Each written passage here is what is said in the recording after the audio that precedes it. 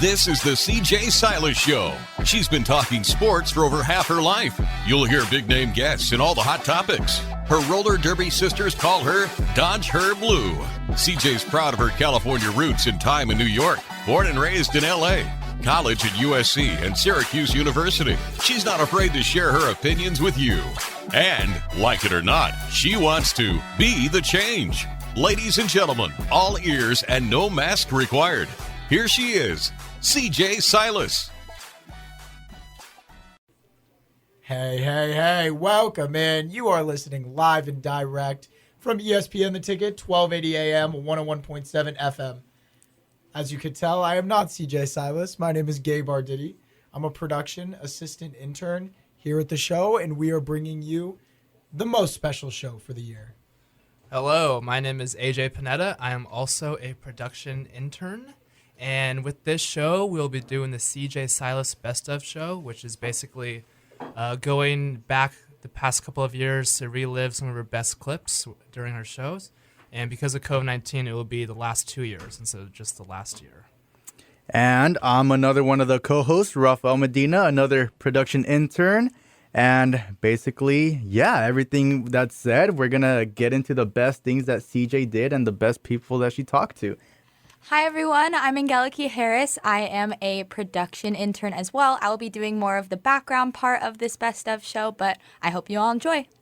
And I think to kick this off, one of the first shows that CJ actually did back in 2020, it was pretty tragic, I'm not going to lie, and it's a little emotional, but CJ was so riled up about the horses being, the racehorses being treated so poorly and so badly at Santa Anita Park. And why don't we just give it a listen and that'll speak for itself. 3 horses in 3 days died at Santa Anita Park.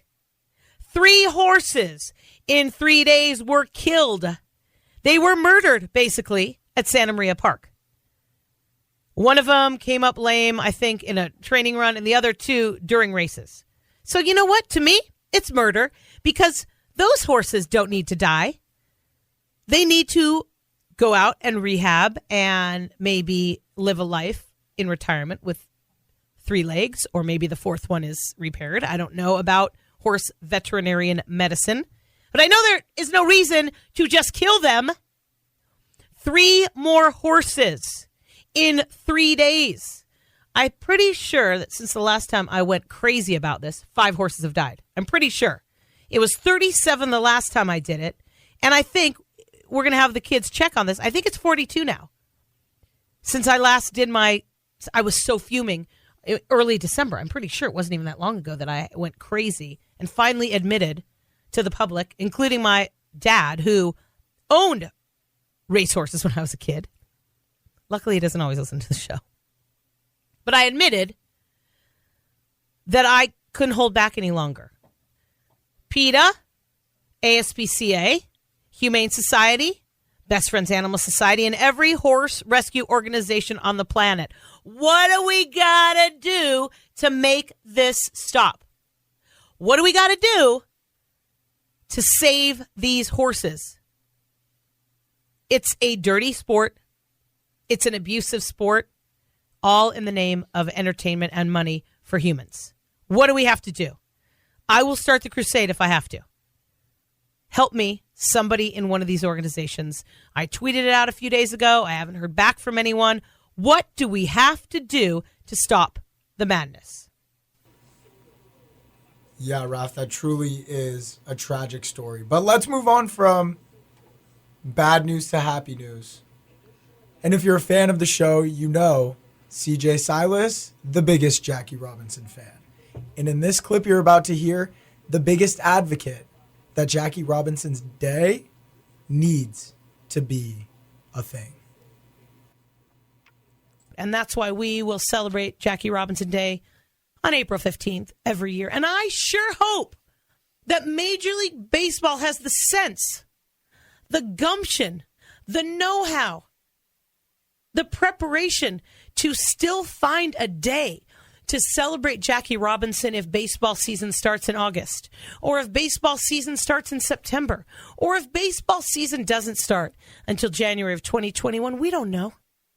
We have no idea when Major League Baseball season will start, but we will know that CJ Silas believes, as well as others, including Dave Roberts, that the significance of Jackie Robinson, not only to the sport, but to the history of the American people, is important enough to celebrate his day, even if it's not on April 15th, 2020. We will celebrate him, and we will do it right here, right now. The observance of this day must continue, not only today on April 15th, 2020, April 15th, 1947, when Jackie Robinson broke the color barrier in Major League Baseball, when Branch Rickey had the sense, socially, politically, economically, to find a man that could handle what would come his way when he stepped foot onto the white Major League Baseball fields in 1947, and he picked Jackie Robinson. He picked Jackie Robinson for a reason. He picked Jackie Robinson because Jackie was smart enough and bright enough and understood what was happening enough to keep his cool under the pressure. That's why he's been my hero, because he knew when to fight and when not to fight. I feel the same. I think that's why I've used him as my spiritual guide throughout my entire career, being one of the only women in this business when I started in 1988. It's interesting because he'd already been standing against racism long before 1947. He was the Rosa Parks before Rosa Parks. He wouldn't go to the back of the bus in Texas. He got arrested in 1944. He held fundraisers to raise money for other people that were fighting the civil rights movement, not only in the country, the whole country, but more in the South. In 1964, Jackie Robinson established a bank. Did you know that in Harlem? The first African American to establish a bank. He wasn't alone. The Freedom National Bank. His whole life was about courage, patience, and a groundbreaker. He was actually more patriotic than a lot of people of our day now. You know, Gabe, that was a good one. Keeping it in LA, I think we should go to Kobe Jones. You know, he's a soccer Hall of Famer, an LA Galaxy legend. And in this clip, he talks about how much the Rose Bowl Institute means to him and how much the Rose Bowl in general means to him, being from LA. So let's give this one a listen. And joining us also, besides the president of the Rose Bowl Institute, is Olympian and soccer star for years, LA Galaxy analyst Kobe Jones.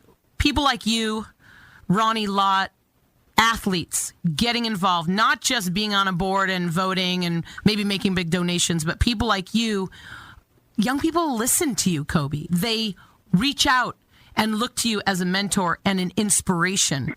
How important is it for the Rose Bowl Institute to have big name athletes, black men and women, to lead them? I think it's very important because, as you mentioned, you know, if you're a mentor and you have a platform, you're gonna have people watching you and paying attention to you, and that's something that I think that the former athletes have to understand. You know, and we might not always understand it when we're just starting our careers, but as you tend to go, you start to realize and get towards the later part of your career, you realize that more people are watching, and this is the opportunity, you know, for all of us that are part of this Rose Bowl Institute to actually use that platform, you know, to help promote, you know, the different values that we have been talking about when we talk about sportsmanship, you know, respect for others, you know, fair play. These are all important things that we want to see continue to be spoken of continuously. We don't just want to see the like Charlie said before, where it is win at all costs. That's not the type of society that we are trying to be a part of. We want to have a fair society where everybody is, you know, working towards a common goal. Everybody is doing their best. You know, that's, I think, very important to put out there, that everyone's doing their best, and that's something that we can be proud of at a young level and for adults, that everyone's working their hardest. All right, let's switch it up from soccer to basketball and bring in CJ McCollum, Trailblazer shooting guard, as he discusses the life in the bubble and his love for wine. Born and raised in Canton, Ohio, went to Lehigh, 7 years in the NBA with the Portland Trailblazers. CJ McCollum on the CJ Silas Show. How do you keep yourself sane in the bubble? I know you didn't drink wine all the time because you had to play and keep your game at the top, but how did you go sane being in there that long? You got technology, so that definitely helps. I read a lot of books. Just kind of relaxed. I wanted to relax my mind, kind of get away. It was a nice chance to escape and kind of center yourself again after all the things we went through with the coronavirus, with what's going on in the world. Just want to kind of center myself and reconnect with family, calling my grandma, calling my fiance, FaceTime and Fiona. Just doing those types of things, speaking to my brother. My brother actually had a baby while I was in the bubble, so being able to see him, and he was up, and still is up all hours of the day, so it was easy to kind of communicate with him when I wasn't sleeping. So those things kind of helped me get through it, and then obviously your teammates, and being able to be in that dorm-like atmosphere, you're always able to hang out with someone. Was it true you took 84 bottles of wine with you into the bubble? Partial truth. There's a lot of people embellishing, but I didn't bring any wine with me. First of all, I had all the wine shipped. I had all the wine shipped. Okay. I didn't bring a bottle with me, so I did have over 100 bottles shipped. But here's the thing. I gave away over 100 bottles, easy. I gave away at least 85 bottles to players across the league. I gave bottles to our entire travel party, so that's another 35 bottles. And then I had bottles sent for myself to enjoy. At one point or another, I probably did have, 80 bottles or so in my room, but they weren't all for me. It wasn't like I just sat there and hoarded. I shared wine every night with everyone, from players of other teams to our staff. Literally, like if you wanted a drink, you literally would just come to my room and I'll either pour you a glass or give you a bottle. But that's the kind of operation I had. It was like Jimmy Butler's coffee, only I wasn't charging people. Now let's take it from someone who performs on the court to someone who holds it down on the sideline. But we'll keep it in the bubble. MLB reporter Alana Rizzo talks about what it's like going through the MLB protocols through the COVID year and how she struggled through the time as well. For some people, it was very difficult to maintain what they were supposed to do with all of the protocols for a month, and they did it. There was a time when I didn't even think we were going to play a game, let alone 50 or 60 rather, and get through a postseason. So kudos to all the players that did what they were supposed to do, and kudos to the league for finding a way to make it happen. And what about you? How was your bubble? How did you go through that? I mean, it's got to have stretched you too. Yeah, it was just, it just gets old. It's the same stuff every single day. And, you're not, what I didn't like was I had no access to the players themselves. So everything was via Zoom. And it takes so much away from your role as a reporter-player relationship, where it's so impersonal to do it through a computer. And I'm so used to being with these guys every step of the way on their flights, in the hotels, you're with them more than you are with your own family from the day spring training starts, basically Valentine's Day, to the end of the season for these guys, which is always in October. So you're with them every single day for 8 months, and you really get to know them. You get to know their families. You get to know what makes them tick. You can tell when they're having an off day just based on conversations and body language. And, you can have offshoot conversations where you learn a lot more about a player or about, their mechanics or what they're working on. And you can't get that type of stuff when you're allowed 2 questions on a Zoom. They win the World Series, and I get 2 questions with each guy. And I told Clayton, I said, this is tough for me because I only get 2 questions with you. I've known Clayton for 15 years. Before I was even with the Dodgers because of my capacity in baseball and other areas. So it was just super impersonal. But again, I'm just thankful we had a season, and I'm thankful that they were able to finally get the job done this year. That was the final clip from the first segment of the CJ Silas Show Best of 2020 and 2021. We'd like to thank our partners for helping us make this happen. Jim Nazzo, Dr. Daniel Lapidus and Larry Ackerman, Dr. Brad Kurgis Dermatology, Slow Wellness Center, California Fresh Markets, Avila Bay Athletic Club and Spa, Michael Moore Sports Recovery, and Joy Shell Beach. You're listening to ESPN Radio 1280 AM, 101.7 FM, The Ticket. Welcome back to the CJ Silas Show. A recurring theme for CJ this year has been letting people of color borrow her mic to speak about their racial injustices. One of my most memorable nights was when she did the boycott show right after the Milwaukee Bucks decided to boycott the NBA. So let's take a look at that clip right now. In solidarity with my black brothers and sisters in sports and in the world, there will not be a CJ Silas show tonight. The boycott show was maybe the most memorable episode of the entire year. But the episode that resonated with me the most was listening to Cal Poly men's basketball coach John Smith discuss with CJ about the talk that he had when he was a little boy that his parents had to have with him. We're a little boy. I remember as a 7-year-old, my mom, my father and my mother separated because my father was in the NBA and he went his way, and my mom raised 3 young black kids in a tough neighborhood, and she would talk to us about just making sure if she ever got pulled over, just being still and keeping your hands where people could see them, and and hearing that as a 7-year-old, you're wondering why are you telling me this? But when I became a licensed driver at the age of 16, I quickly realized it because I would get pulled over a lot, and my mom she thought it was because I was speeding. As 16-year-olds, they love to speed, and, but sure. I wasn't. I wasn't, and I remember her talk every time I got pulled over, but it just became more and more frustrating the more I got pulled over of realizing I'm getting pulled over because I'm black. So it's sad to say that, and this world has got to change and got to realize that these things are what the NBA is after. The reason why the boycotts and everything, racial profiling and social injustice have been going on for so long. We as a people need to try and make a change.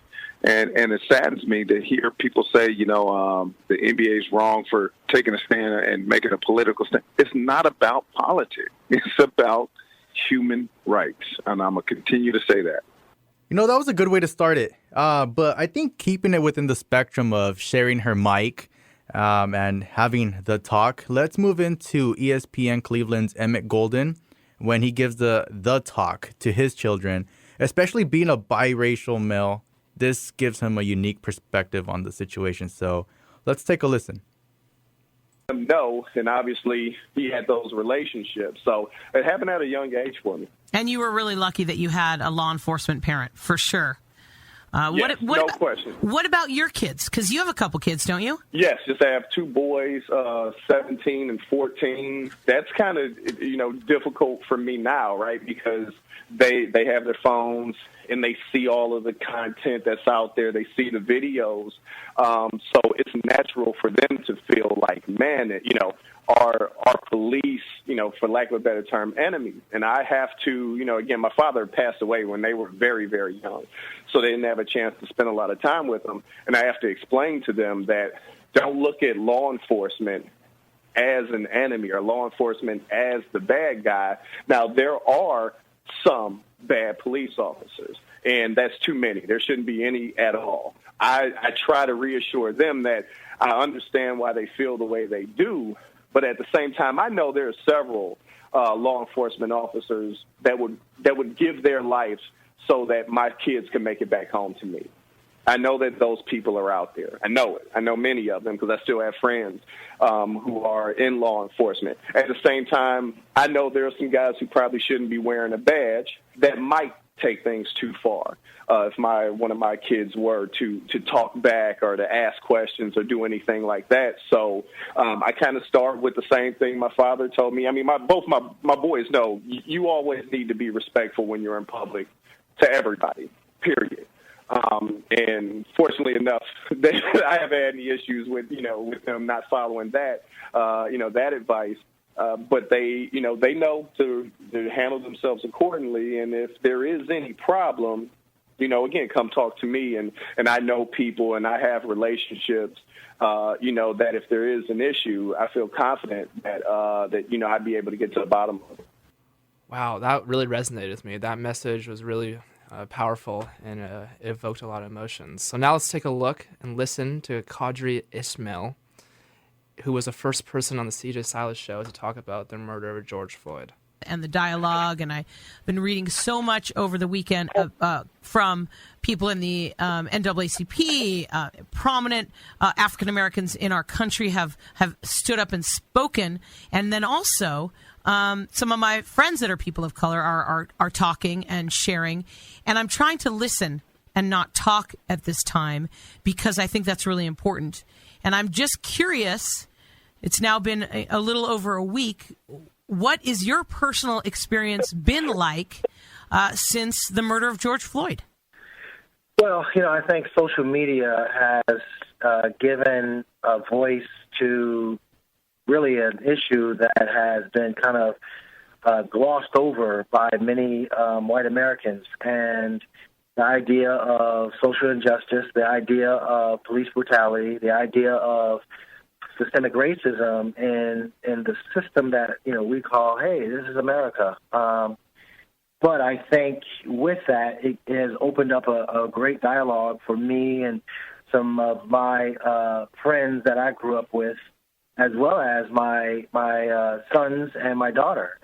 It really has been amazing because, for them, they're young people who, they deal with it in a different respect because they're biracial. Their mindset, though, has been one where, people see them and they're kind of, at times caught between a rock and a hard place, although society has identified them as being black, and so be it. And I'm proud of the way they're proud of their father's heritage and who I am as a person and as a person in this country. And so, the dialogue has been just so humbling, so wonderful for me with my kids. But then also, again, like I said, with my friends, my white friends, like you, they have stopped and they have listened.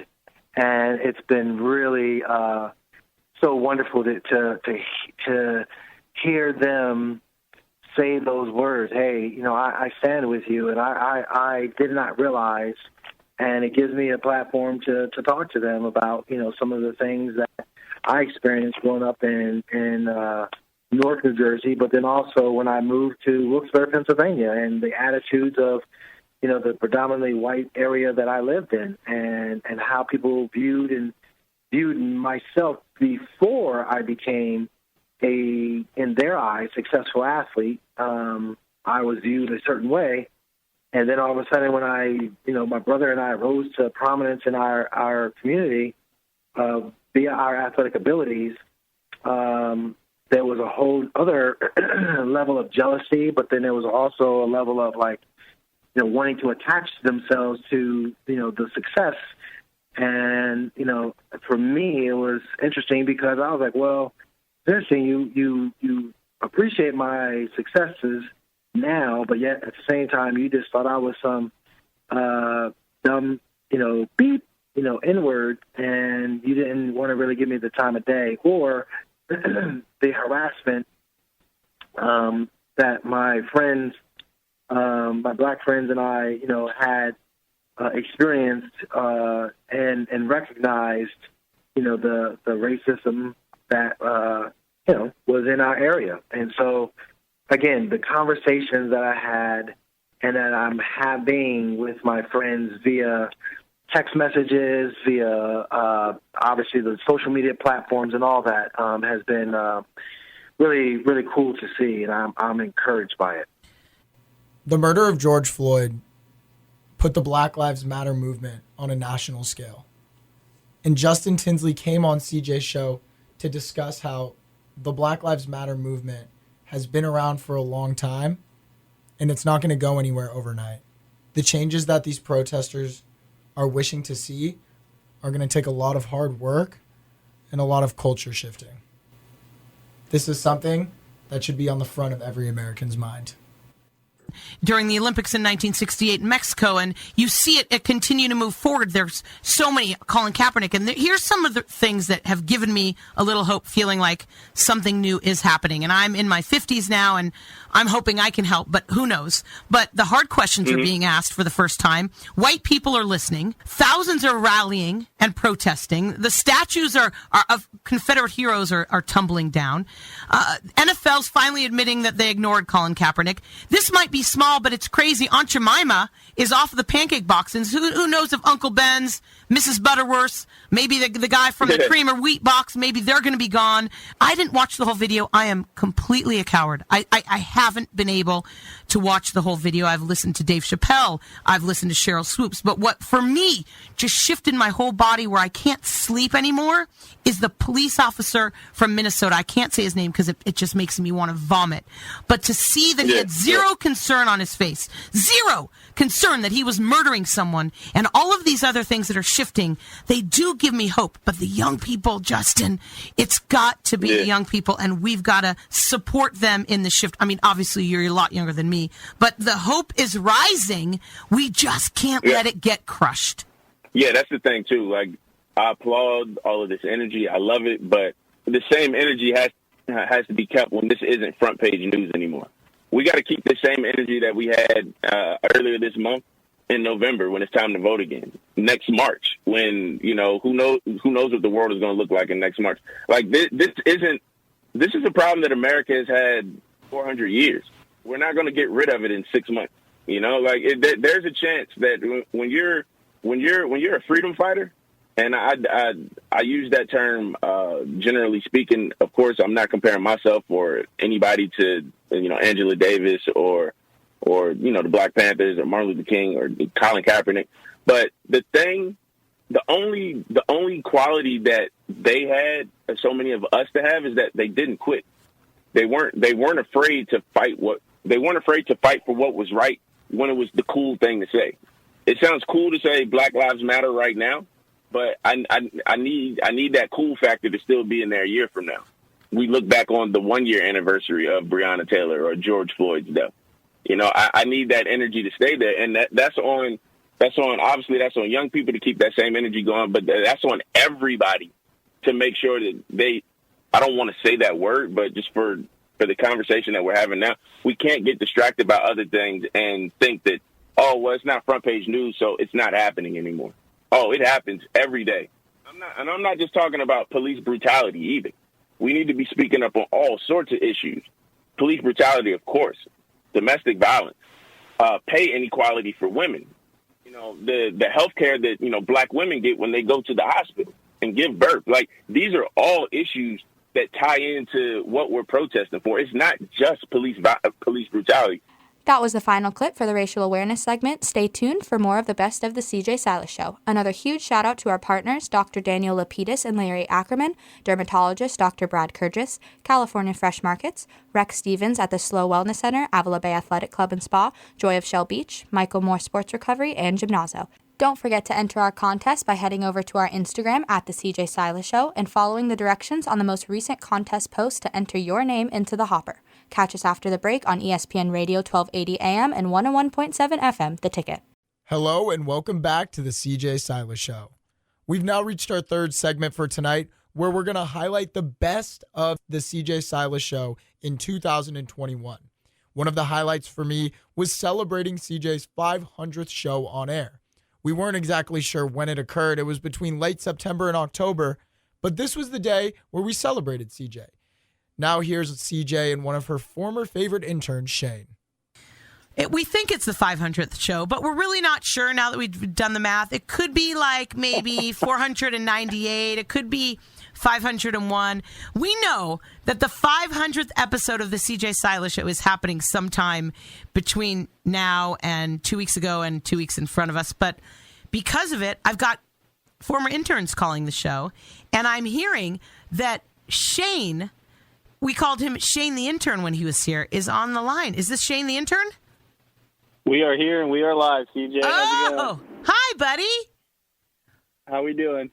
Well, after last night's game, a lot better than I thought I would be doing if it was a different outcome, I right? haven't come down yet. Oh, my gosh. I know. Thursday should be fun, huh? Yeah, I was actually thinking they were doing a viewing party at Dodger Stadium tomorrow, and I was thinking, well, I could shift my schedule and I could go down. But here's the problem with these viewing parties. And I did this last year for the World Series. You know, I was at Game 5 and 6 in the parking lot, but they didn't allow alcohol because of COVID. So it was safer to do something like that with the Delta variant still being crazy. And last year, because there was no alcohol and they only allowed 200 cars in, it was really small. But I think this viewing party, I don't know if there's a max, and I know they're going to be selling alcohol. And I just thought it would be too dangerous to be around all these crazy drunk Dodger fans. I saw some videos from these past 2 games, and they got a little rowdy out there. Yeah, see, I don't need that. I'm too serious about the Dodgers. It's always a great time celebrating CJ's show. One of my favorite things about CJ is she's always willing to be authentic and true to herself. Let's take a look at her unfiltered response to the SoFi brawl between Rams and Chargers fans. Can we just get really quickly to the brawl at SoFi Stadium? I couldn't even watch it. It's so disgusting. What's most disgusting about it? Listen, it's a new stadium. It's an embarrassment. It was the Chargers against the Rams in a stadium that they share. And some guy in an Aaron Donald jersey decided he wanted to fight like a whole group of Charger fans, and then some absolute ignorant, stupid, unintelligent, selfish woman threw a Coke or a soda over somebody's head and really made it even worse. It's so embarrassing. This is why we can't have nice things, people. This is why SoFi Stadium, that is like the most updated, high-tech NFL stadium ever built on the planet, even more than Levi Stadium, which was just recently. This is an embarrassment. An embarrassment. And I love when teams and the league say, well, they're not going to be allowed back. How are you going to find this person when they want to go to the game? What if they wear a wig or a fake beard or a hat? Or not everybody's name is on their ticket. How many people can fit in SoFi? What's the attendance at SoFi? How are they going to find this woman? And by the way, the woman, she was wearing like this muumuu. Did you see her? She threw this drink over the top of the guys that were fighting. That woman should be arrested for assault and instigating a riot. Okay, first tell me the attendance. How many of their people? 70,000. How are they going to find these people? Okay, tell me this now. What is it a felony if you instigate a riot? And how many people are in a riot? Like, what's the minimum amount of people that we could call it a riot, not a fight? I don't know. I'm just saying, right? Because this woman didn't just instigate a fight. It could have been a riot, right? So maybe it could be a felony for her. So disgusting. What has happened to our humanity? What has happened to people? You've been stuck in the house for 17 or 18 months and you come out and you have no sense of integrity. You have no manners. You have no intelligence. You have no common sense. It's like I'm embarrassed to be a human. I love how CJ is never afraid to speak her truth. Now listen to her get emotional as she speaks on the mental health advocate that Olympian Simone Biles has become. She is leading by example. Naomi Osaka, Kevin Love, Reggie Bush, just a few names before her. The support all over the sports landscape over the past few days has been incredible. Ali Raisman, Michael Phelps, Ronda Rousey, Jason Tatum, Adam Rippon, and several mental health organizations. Praise Simone Biles. Praise Simone Biles. She is a revelation. She can and will be the world's best mental health advocate. This makes her the GOAT. She's an unbreakable competitor who, even at a breaking point, is sticking around to have a conversation. That is courage. She had 4 moves named after her because no one has ever done them before her, and no one that is called a judge in gymnastics even knows how to mark those 4 moves because she's such a badass. This is awe-inspiring. She said she had no idea where she was in the air after her vault. What? The what? She's in the air upside down, and she doesn't know where she is. Her head wasn't into it. She could have died. That is not drama. That is truth. Gymnastics is one of the most dangerous sports in the world. A vault, she said she couldn't control. That's scary. That is petrifying. To be in the air and upside down and not know where you are. Thank goodness she landed it. She also said she didn't want to spoil the medal count for her teammates, but she doesn't trust herself right now. That is a brave thing to say. I'm over 50 years old, and I don't know if I've ever admitted that I don't trust myself in a moment. Biles walking away will lead others to seek help and support. This is gold medal worthy. This makes her the ultimate GOAT. What does USA Gymnastics have in place to support Simone Biles?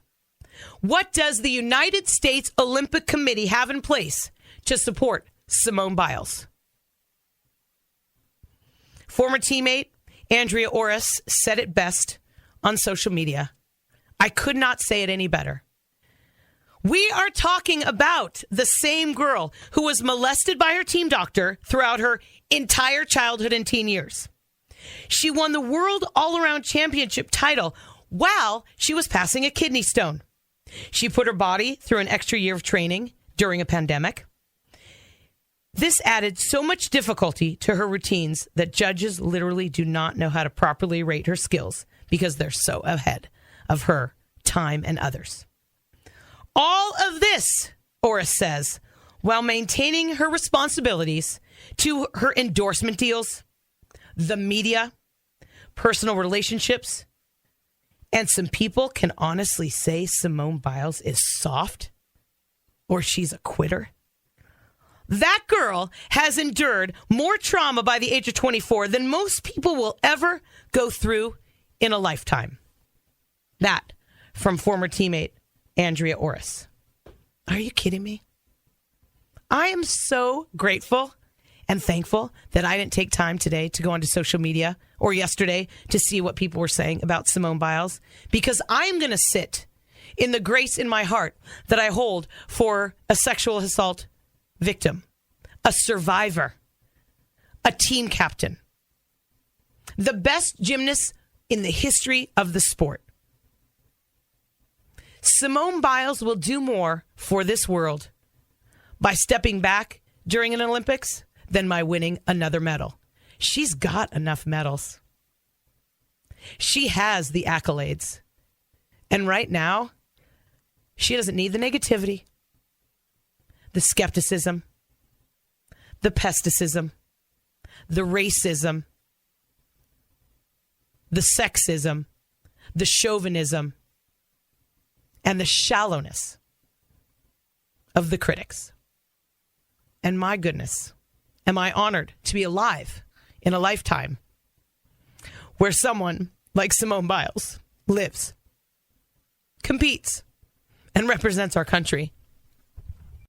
All right, let's change the pace and go to CJ's best moment of 2021 with a small snippet of the wild ride that CJ experienced when she auditioned for the PA announcer position at Wrigley Field in Chicago.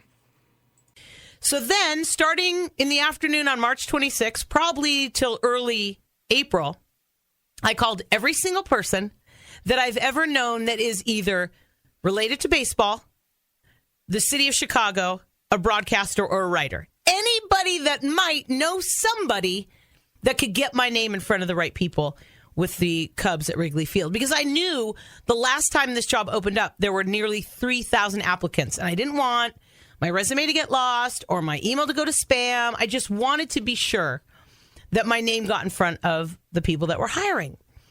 I couldn't call because that's unprofessional. They don't want you to call because if everybody called, it would just be a nightmare.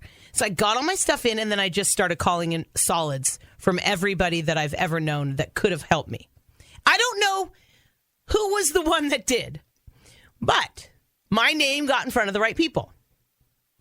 20 days later, so from Friday, March 26th until Thursday, April 15th, and if you know the significance of April 15th in my life, it's Jackie Robinson Day in Major League Baseball. On Thursday, April 15th, where I am usually at Dodger Stadium, watching the Dodgers play on Jackie Robinson Day. I didn't go to Dodger Stadium because A, I couldn't find anyone to go with me because everyone's still a little bit of afraid of COVID. B, I had an Allen Hancock College baseball game, and because the seasons at Cal Poly and Hancock have been condensed, I didn't think it was fair for me to miss any games. Usually I'll miss one for Jackie Robinson Day when the season is a full schedule, but it wasn't, and I didn't feel like it was right for me to leave. So I thought, there's no better place for me to be if I'm not going to be at Dodger Stadium than at Baggett Stadium at Cal Poly or John Osborne Field at Allen Hancock College. So I was at John Osborne Field. Coincidentally, the Cuesta Cougars were playing against the Bulldogs, and Ted Lilly, who played for the Dodgers and the Cubs, is on the coaching staff at Cuesta, and he's one of the guys that I had called in a solid from over that 20-day stretch when I was trying to get my application and interview stuff going on and my resume to the right people. Allen Hancock and Cuesta play. I leave.